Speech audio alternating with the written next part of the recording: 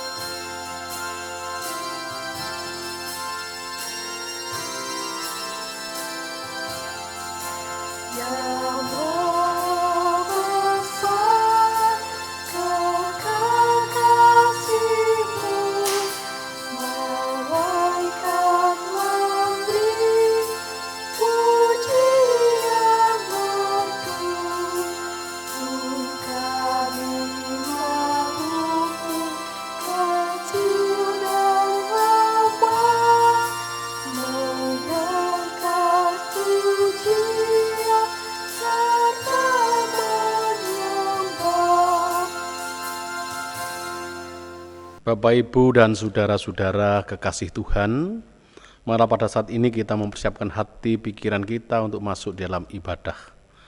Dalam hati kita bersama-sama mengungkapkan demikian. Ibadah pada saat ini kami lakukan dalam nama Allah Bapa Sang Pencipta langit dan bumi, yang tidak pernah meninggalkan pekerjaan tangannya, kekal kasih setianya. Anugerah dan damai sejahtera dari Allah Bapa dan Tuhan Yesus Kristus ada pada saudara-saudara sekalian. Amin. Silahkan duduk kembali. Bapak, Ibu, dan saudara-saudara kekasih Tuhan, sabda pembimbing pada saat ini kita baca di dalam Roma 12 ayat yang ke-16 sampai dengan 18 yang demikian kesaksian sabdanya. Hendaklah kamu sehati sepikir dalam hidupmu bersama. Janganlah kamu memikirkan perkara-perkara yang tinggi, tetapi arahkanlah dirimu kepada perkara-perkara yang sederhana. Janganlah menganggap dirimu pandai. Janganlah membalas kejahatan dengan kejahatan. Lakukanlah apa yang baik bagi semua orang. Sedapat-dapatnya, kalau hal itu bergantung padamu, hiduplah dalam perdamaian dengan semua orang. Amin. Nah, Bapak, Ibu, dan saudara-saudara, nasihat Rasul Paulus kepada kita sekalian untuk hidup berpikir yang sederhana dan selalu punya perhatian kepada semua orang. Nah, untuk itu mari kita sambut dengan Kidung Jemaat nomor 14. Ayat yang pertama dan kedua, muliakanlah Tuhan Allah.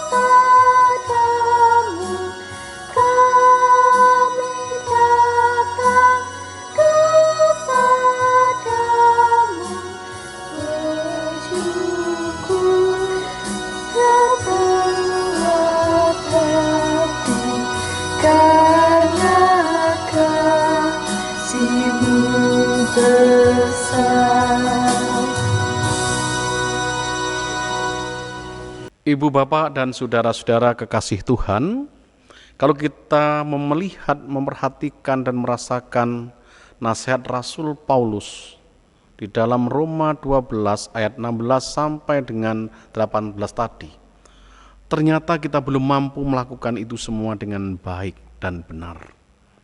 Nah, inilah kekurangan kita sebagai orang percaya. Untuk itu mari kita akui, kita sesali di hadapan Tuhan. Karena Tuhan Allah kita lah yang penuh kasih, penuh pengampunan.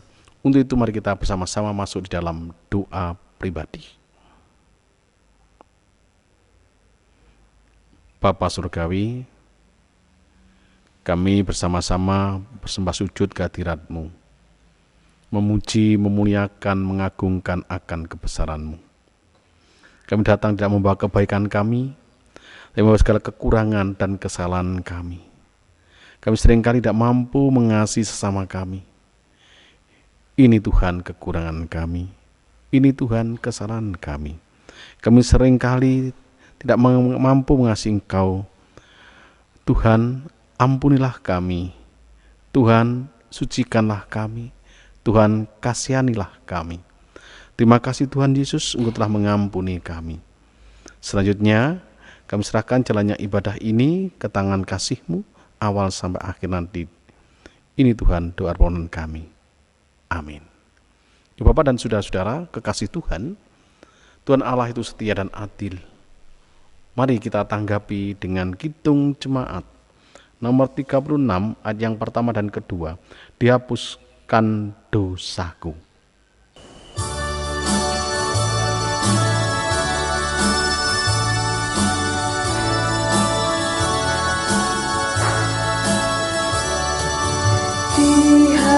Dihapuskan dosaku hanya oleh darah Yesus. Aku pulihkan sembuh hanya oleh darah Yesus. Oh, darah Tuhanku, sumber pembasuhku, sucilah hidupku hanya oleh darah Yesus.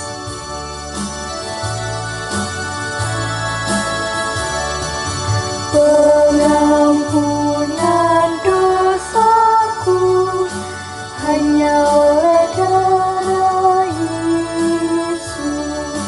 Penyucian hidupku hanya oleh darah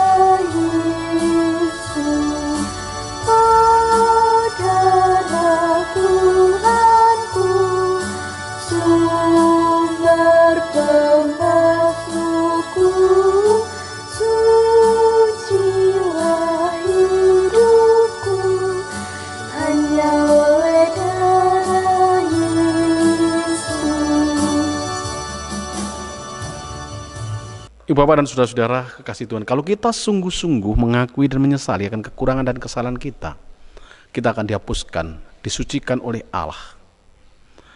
Untuk itu mari kita bersama-sama bangkit berdiri menerima berita anugerah yang kita baca di dalam 1 Petrus 2 ayat 9 dan 10, dan nanti dilanjutkan petunjuk hidup baru dalam 1 Korintus 15 ayat 58. 1 Petrus 2 ayat yang ke-9 dan 10 yang demikian kesaksian sabdanya.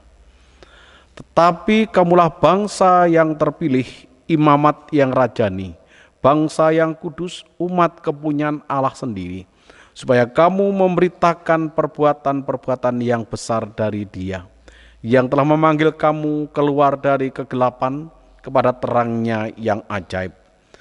Kamu yang dahulu bukan umat Allah, tetapi yang sekarang telah menjadi umat-Nya, yang dahulu tidak dikasihani, tetapi yang sekarang telah beroleh belas kasihan. Ini cinta kasih Allah. Nah, untuk itu mari kita terima petunjuk hidup baru yang kita baca di dalam 1 Korintus 15 ayat 58 yang demikian. Karena itu saudara-saudaraku yang kekasih, berdirilah teguh, jangan goyah, dan giatlah selalu dalam pekerjaan Tuhan. Sebab kamu tahu bahwa dalam persekutuan dengan Tuhan, jerih payahmu tidak sia-sia. Amin. Silakan duduk kembali.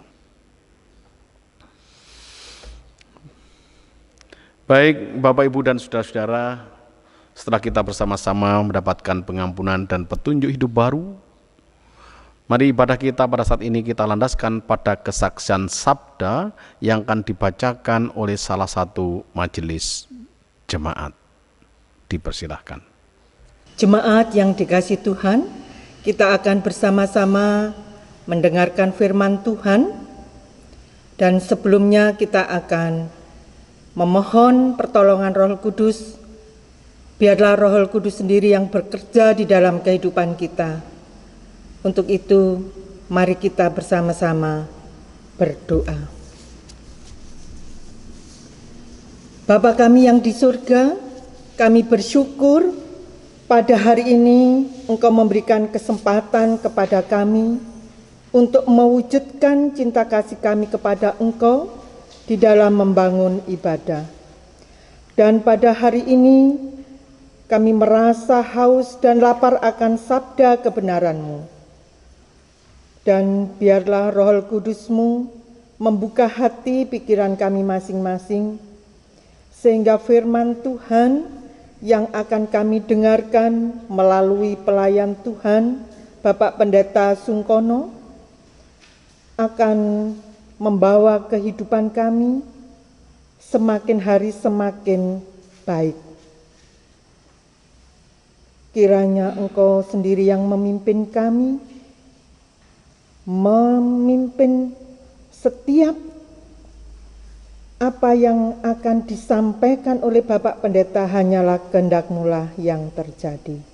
Berfirmanlah Tuhan, kami siap mendengarkan. Kita akan lanjutkan dengan menyanyi dari Kidung Jemaat 57, bait yang pertama.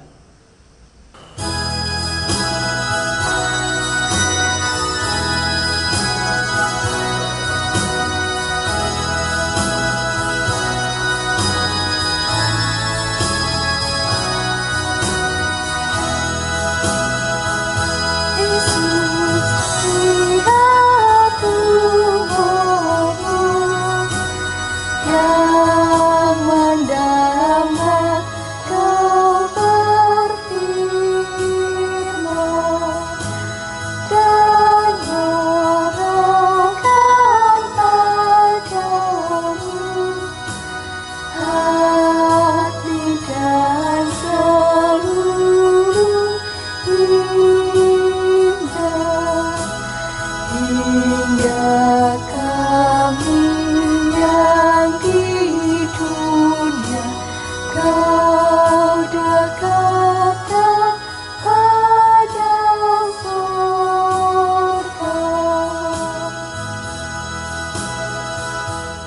Bacaan kita hari ini terambil dari Injil Matius pasal 16 ayat 21 sampai dengan 28. Pemberitahuan pertama tentang penderitaan Yesus dan syarat-syarat mengikut Dia. Sejak waktu itu, Yesus mulai menyatakan kepada murid-muridnya bahwa ia harus pergi ke Yerusalem dan menanggung banyak penderitaan dari pihak tua-tua, imam-imam kepala, dan ahli-ahli Taurat, lalu dibunuh dan dibangkitkan pada hari ketiga. Tetapi Petrus menarik Yesus ke samping dan menegur dia, katanya, "Tuhan, kiranya Allah menjauhkan hal itu. Hal itu sekali-kali takkan menimpa engkau." Maka Yesus berpaling dan berkata kepada Petrus, "Enyalah iblis, engkau suatu batu sandungan bagiku, sebab engkau bukan memikirkan apa yang dipikirkan Allah, melainkan apa yang dipikirkan manusia." Lalu Yesus berkata kepada murid-muridnya, "Setiap orang yang mau mengikut aku, ia harus menyangkal dirinya, memikul salibnya, dan mengikut aku.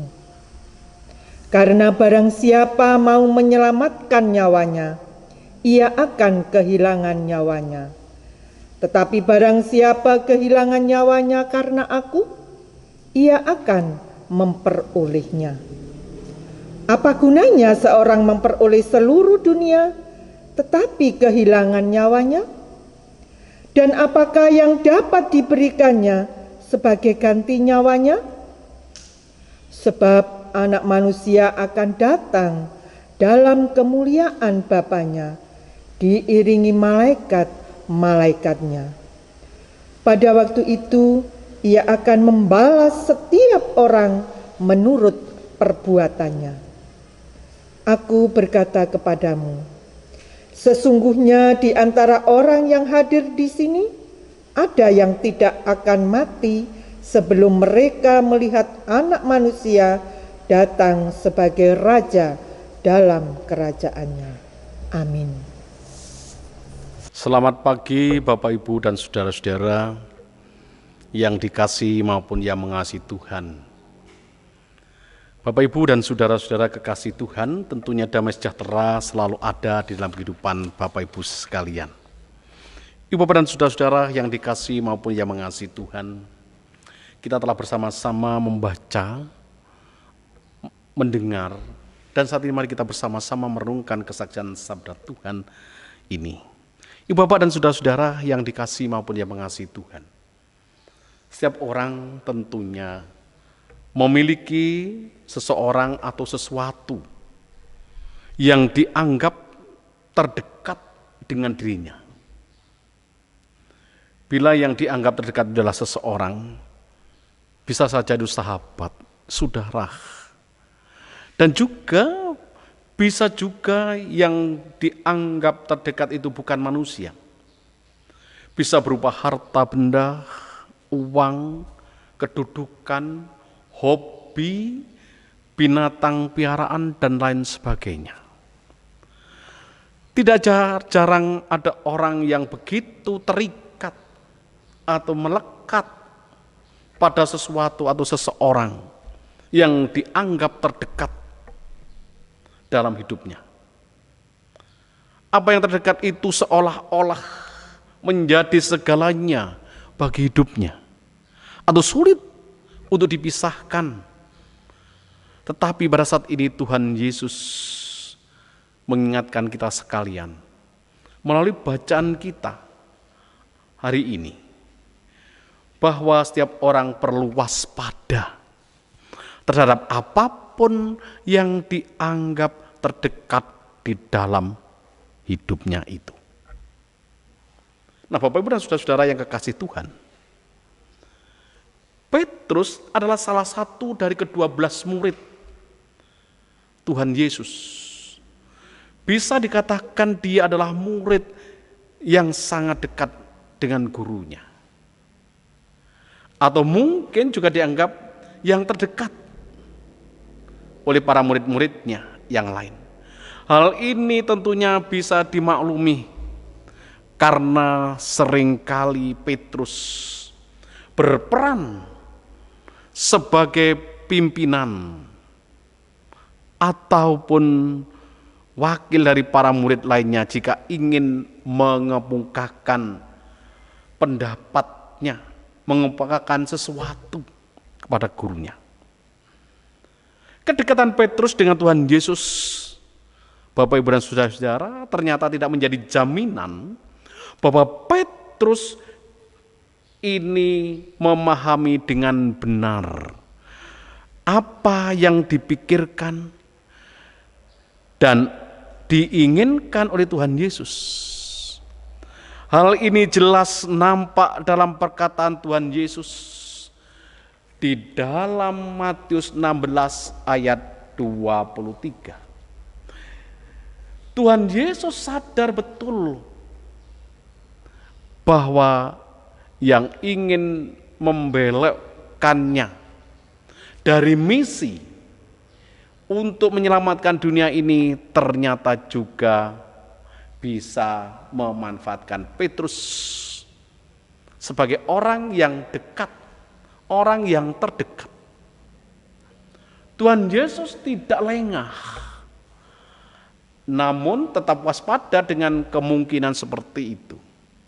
Oleh karenanya di dalam Matius 16 ayat 23 diungkapkan, maka Yesus berpaling dan berkata kepada Petrus, "Enyala iblis engkau, suatu batu sandungan bagiku, sebab engkau bukan memikirkan apa yang dipikirkan Allah, melainkan apa yang dipikirkan manusia." Nah, Bapak Ibu dan saudara-saudara yang dikasihi maupun yang mengasihi Tuhan, ternyata kuasa lain mampu memakai Petrus,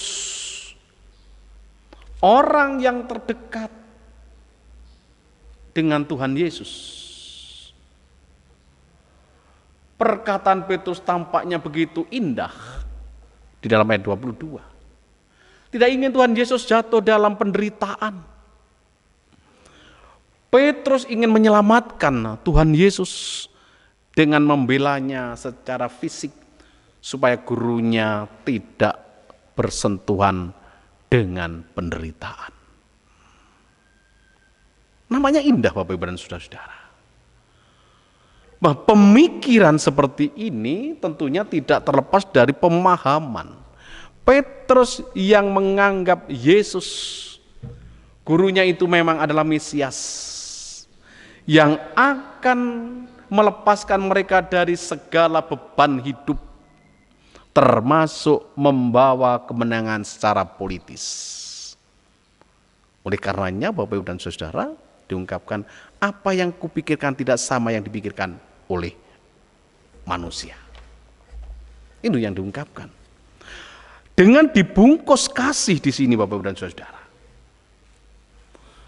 ternyata kuasa lain mampu ingin membelokkan, memakai Petrus yang merasa terdekat dengan Tuhan Yesus, membelokkan misi, tujuan dari Tuhan Yesus untuk menyelamatkan manusia.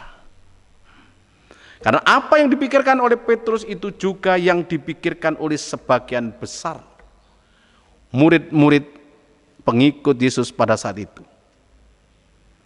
Petrus tidak sadar bahwa keinginan untuk melindungi Tuhan Yesus itu sesungguhnya justru membelokkan misi Tuhan Yesus untuk menyelamatkan dunia ini.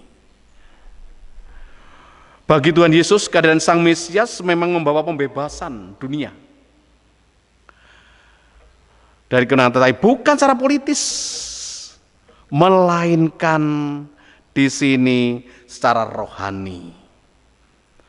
Manusia akan dibebaskan dari belenggu dosa, diselamatkan oleh Tuhan Yesus. sehingga mereka menerima anugerah keselamatan dari Allah untuk tercapainya rencana Allah ini.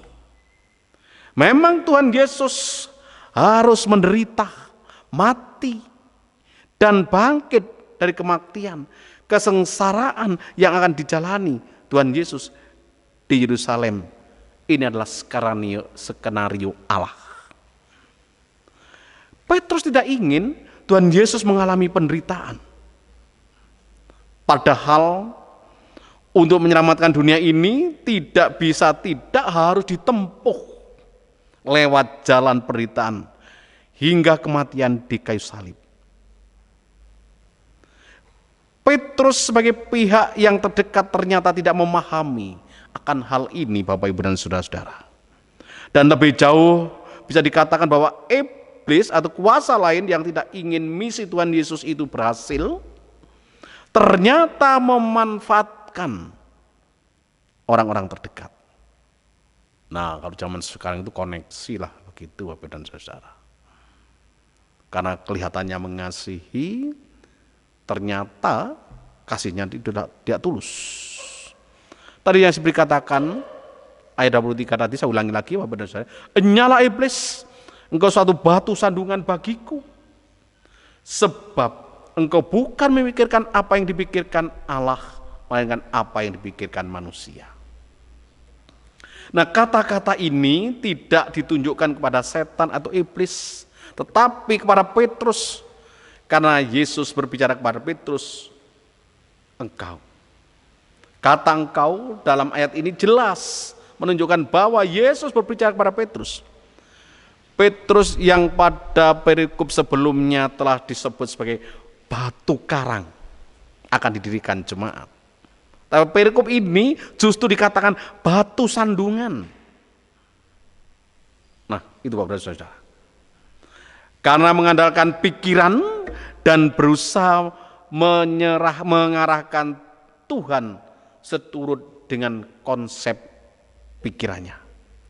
Ia disebut demikian karena ia menghalangi Yesus untuk melakukan misinya, tujuannya.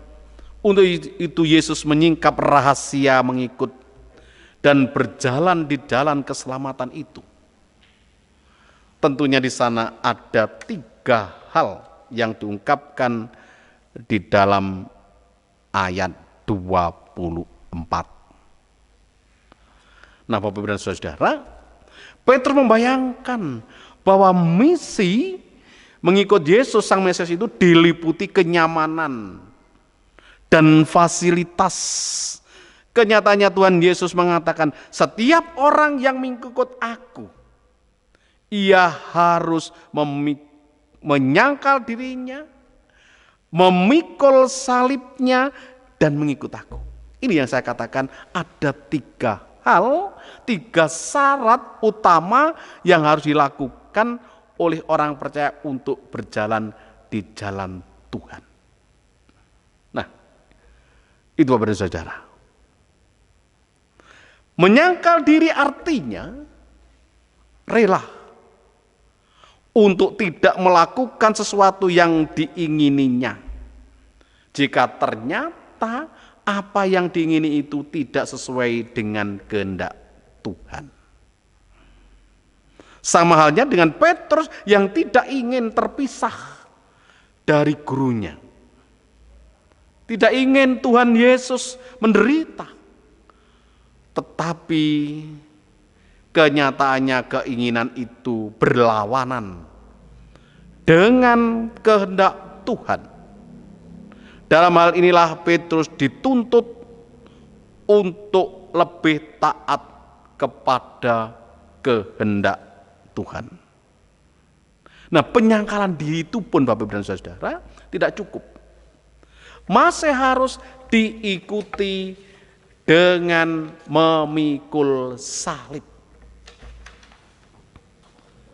Nah, memikul salib. Salib di sini melambangkan beban yang berat yang harus ditanggung dan dipikul oleh pengikut Kristus, yaitu penderitaan seperti diungkapkan dalam 1 Petrus 2:21, kematian,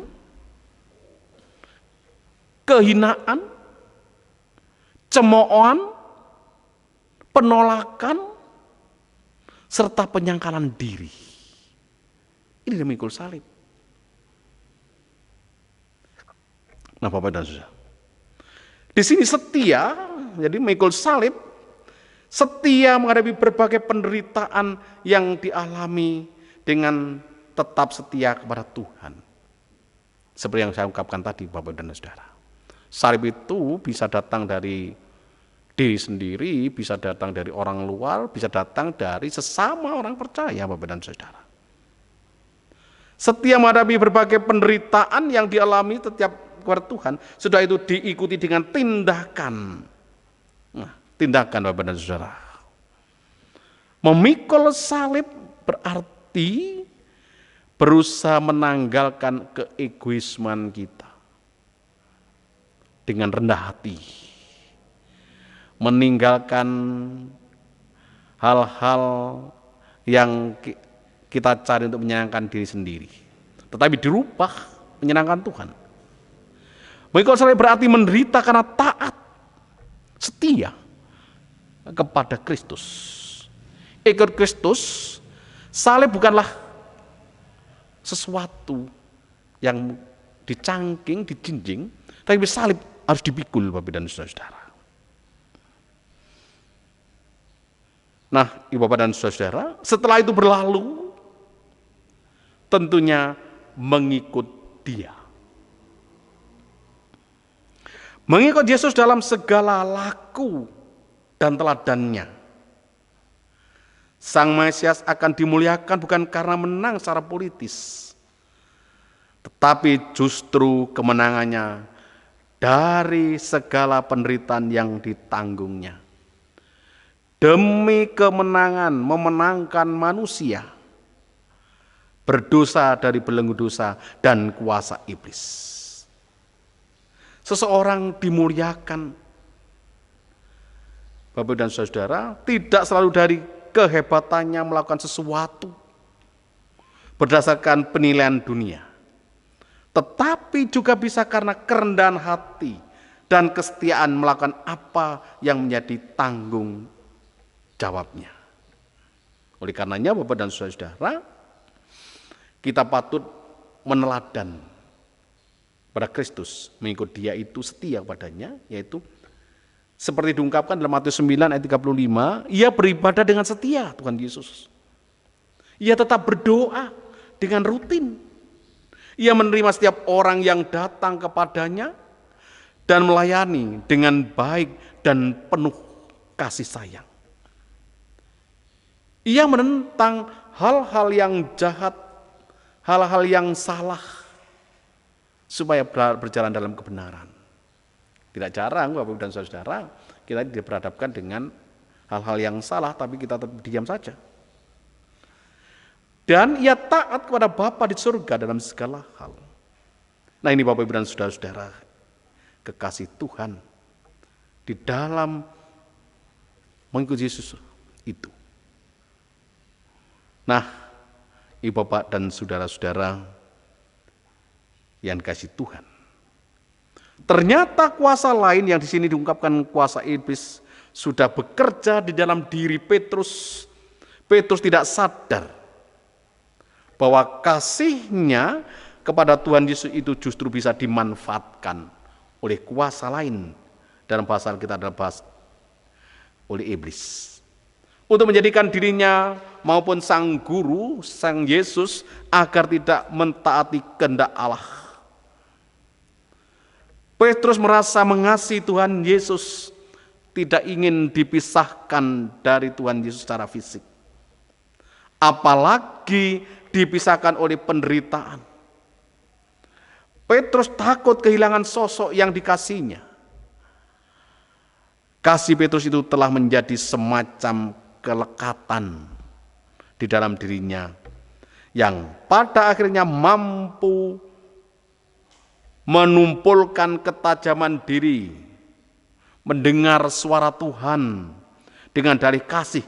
Itu pula Petrus hendak menghalang-halangi Tuhan Yesus mewujudkan misinya dalam menyelamatkan dunia, yang memang harus ditempuh melalui jalan penderitaan.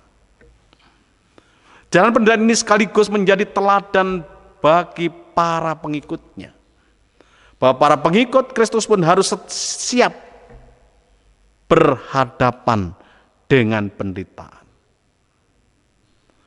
Petrus, pihak yang terdekat, ternyata pernah menjadi batu sandungan bagi misi dan pelayanan Tuhan Yesus, penghalang yang besar dalam pelayanan adalah jika kita datang dari pihak-pihak yang terdekat itu. Akhirnya Bapak, Ibu, dan saudara-saudara, banyak orang menghadapi berbagai rintangan dan tantangan dalam hidupnya, dalam pelayanannya sebagaimana Tuhan Yesus.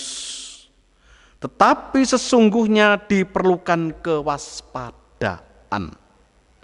Sebab bukan tidak mungkin jika rintangan itu justru datangnya dari pihak-pihak yang terdekat dengan kita. Tuhan Yesus sungguh waspada dengan hal ini, sehingga dia menegur Petrus yang akan menjadi batu sandungan bagi pelayanan dan misinya.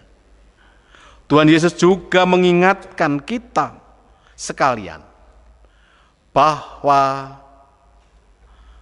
penyangkalan diri dan kesetiaan dalam mengikut Tuhan adalah hal yang amat penting dalam hidup pelayanan kita, dalam kehidupan kita.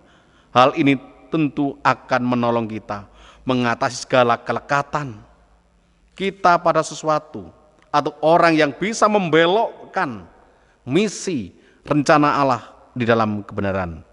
Pada suatu seorang bisa membelokkan diri kita, rencana Allah.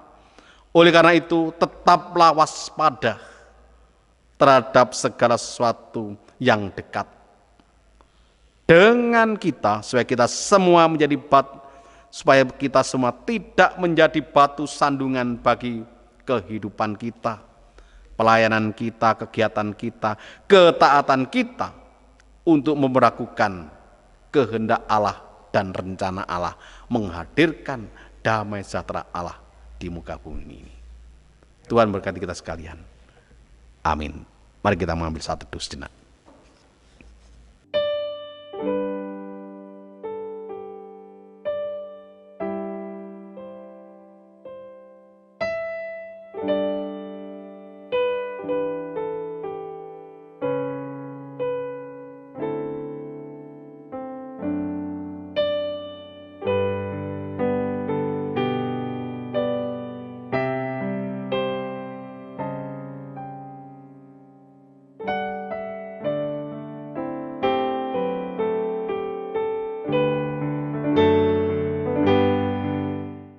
Baik, Bapak, Ibu, dan saudara-saudara yang dikasihi Tuhan, mari kita bersama-sama memperbarui iman percaya kita bersama-sama orang percaya di muka bumi, yaitu pengakuan iman rasuli yang akan dipandu oleh salah satu majelis jemaat.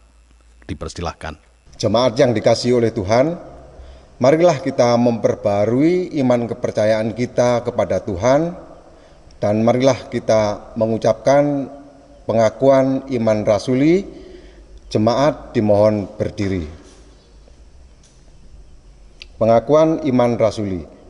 Aku percaya kepada Allah, Bapa yang Maha Kuasa, Khalik langit dan bumi, dan kepada Yesus Kristus, Anaknya yang tunggal, Tuhan kita, yang dikandung daripada Roh Kudus, lahir dari anak darah Maria, yang menderita di bawah pemerintahan Pontius Pilatus, disalibkan, mati dan dikuburkan, turun ke dalam kerajaan maut.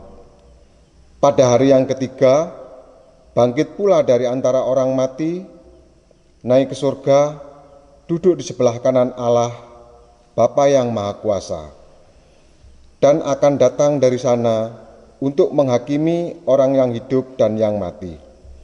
Aku percaya kepada Roh Kudus, gereja yang kudus dan am, persekutuan orang kudus, pengampunan dosa, kebangkitan daging, dan hidup yang kekal. Amin. Jemaat dipersilahkan duduk kembali. Setelah kita bersama-sama memperbarui percaya kita, mari kita wujudkan cinta kasih Allah yang lebih dahulu Allah mengasihi kita. Kita akan menyerahkan apa yang telah kita terima dari Dia, kita kembalikan kepadanya, yaitu kita menyerahkan persembahan ibadah pada saat ini yang akan dipandu oleh salah satu majelis jemaat. Dipersilahkan. Selamat pagi Bapak, Ibu, dan saudara-saudara yang dikasihi dan yang mengasihi Tuhan. Kita sudah menerima berkat yang melimpah-limpah setiap hari. Marilah kita mengucap syukur kepada Tuhan. Ucapan syukur itu kita wujudkan dengan persembahan. Sebelum kita mengumpulkan persembahan, kita dasari dahulu dengan firman Tuhan yang tertulis pada 2 Korintus 9 ayat 7 dan 8. Yang demikian firman Tuhan. Hendaklah masing-masing memberikan menurut kerelaan hatinya, jangan dengan sedih hati atau karena paksaan. Sebab Allah mengasihi orang yang memberi dengan sukacita.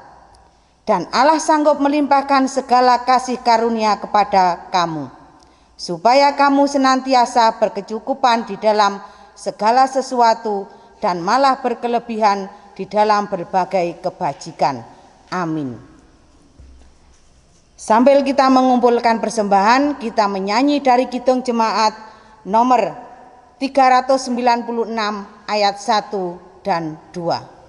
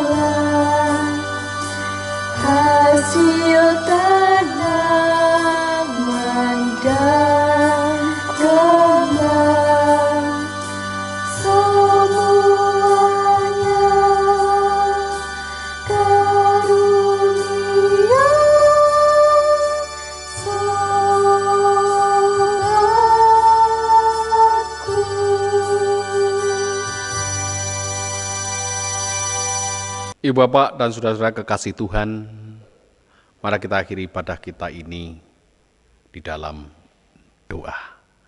Mari kita menyatukan hati masuk dalam doa. Bapa Surgawi, kami bersyukur atas sabdamu yang mengingatkan kami sekalian untuk selalu waspada terhadap apa yang dekat, yang lekat dalam kehidupan kami. Karena kami sering terpasung dengan apa yang terdekat dan lekat dalam kehidupan kami, sehingga kuasa-kuasa lain mampu menggunakan itu untuk membelokkan misi rencana dalam kehidupan ini, bahkan ketaatan kepadamu ya Bapa.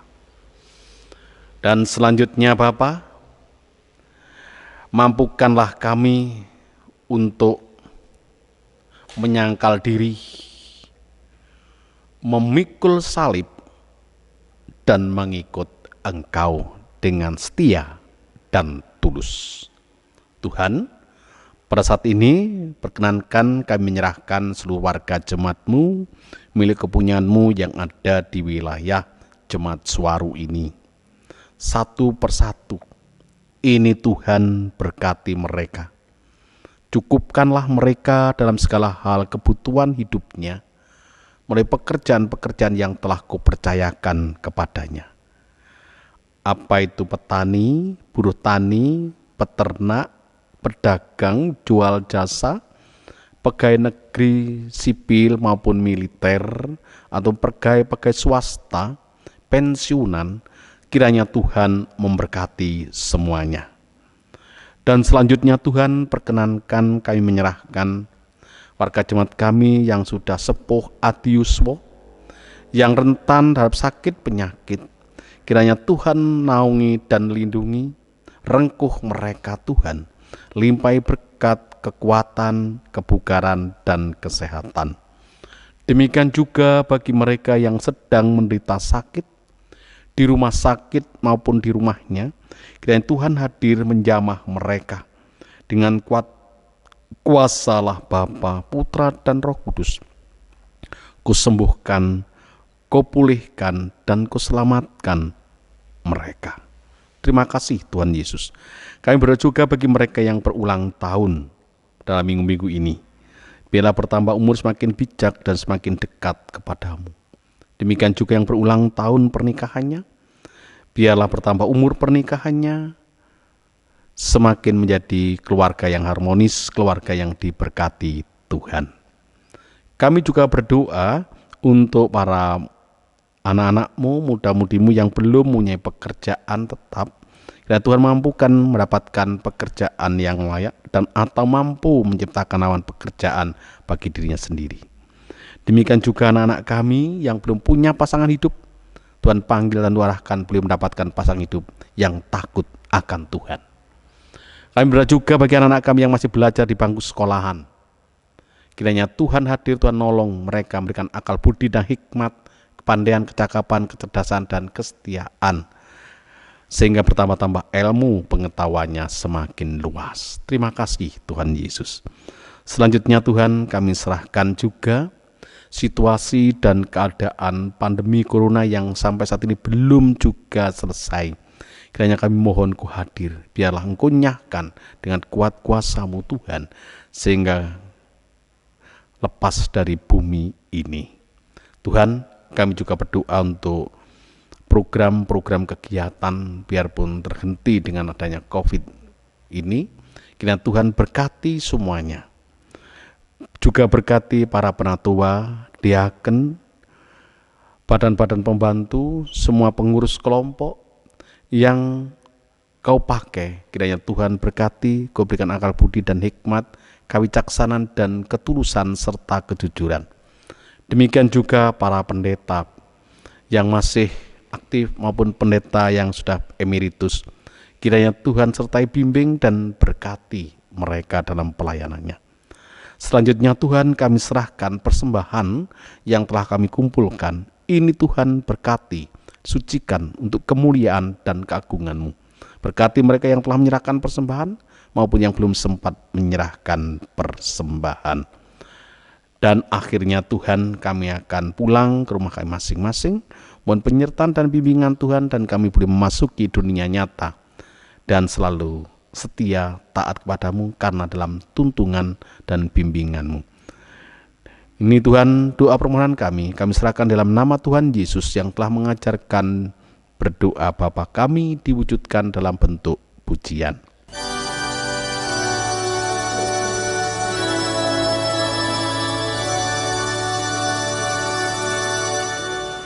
Bapa kami yang di surga, dikuduskanlah namamu, datanglah kerajaanmu, jadilah kehendakmu di bumi seperti yang di surga. Berikan kami hari ini makanan yang secukupnya. Ampuni kesalahan kami seperti kami ampuni orang yang bersalah pada kami. Jangan bawa kami ke dalam pencobaan, tapi lepaskan kami dari yang jahat.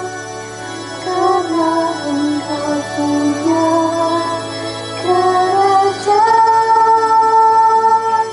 dan kuasa, kemuliaan selamanya.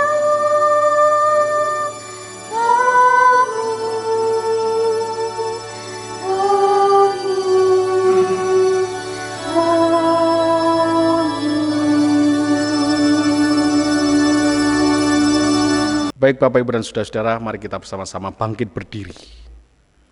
Pulanglah dengan penuh sukacita, kembalilah berkarya dan bekerja, penuh keyakinan dan pengharapan penyertaan Tuhan, memasuki dunia nyata bersama-sama dengan Tuhan.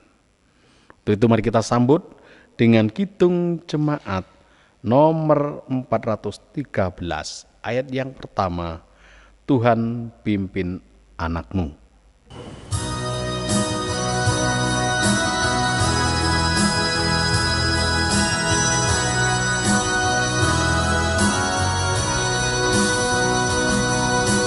Tuhan pimpin anakku agar tidak tersesat, akan jauh rasa taruh bila kau tetap dekat. Tuhan pimpin arus hidup menderas,